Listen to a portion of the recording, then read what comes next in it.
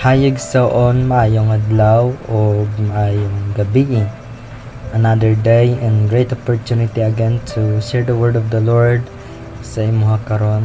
And muna akong purpose nga kanunay ginasulti to encourage you and to remind you always ang Ginoo jud kanunay siya magauban sa imuha, no, kanunay kaniya gina-remind and also pahimangnuan kaniya kung unsa ang imong pagabuhaton.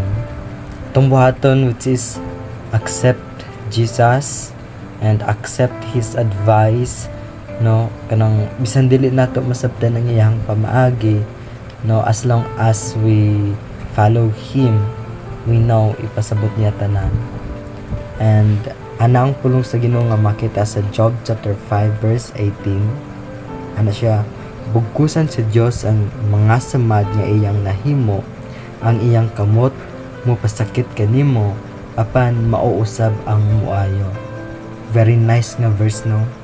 Imagine that word nga bugkusan sa Dios ang mga samad nga iyang nahimo.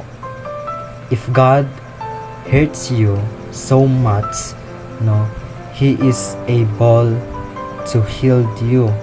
Mao na kanang makayo sa Ginoo. If God, no, kanang hurts your heart, we must remember nga siya jud ang naay authority nga mo heal sa atoa.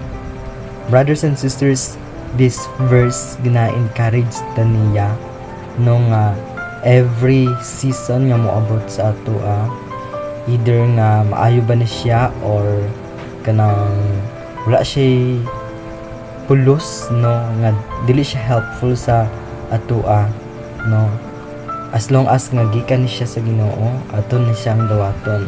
It because His will ra jud ang maoy matuman.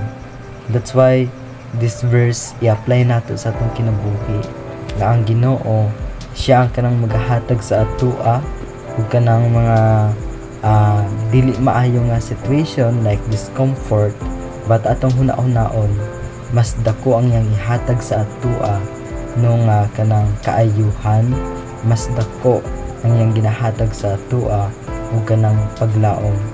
Wala ka gibutang sa Ginoo sa situations nga dili mo nimo kaya, no, it because gibutang ka niya sa situations kinasayod siya nga capable ka no nga ma-overcome ang difficult situation. It because you trust Him wholeheartedly. Brothers and sisters, atong hinumduman sa atong kinabuhi, wala tagi pasagdan sa Ginoo. It because He cares us and also He loves us.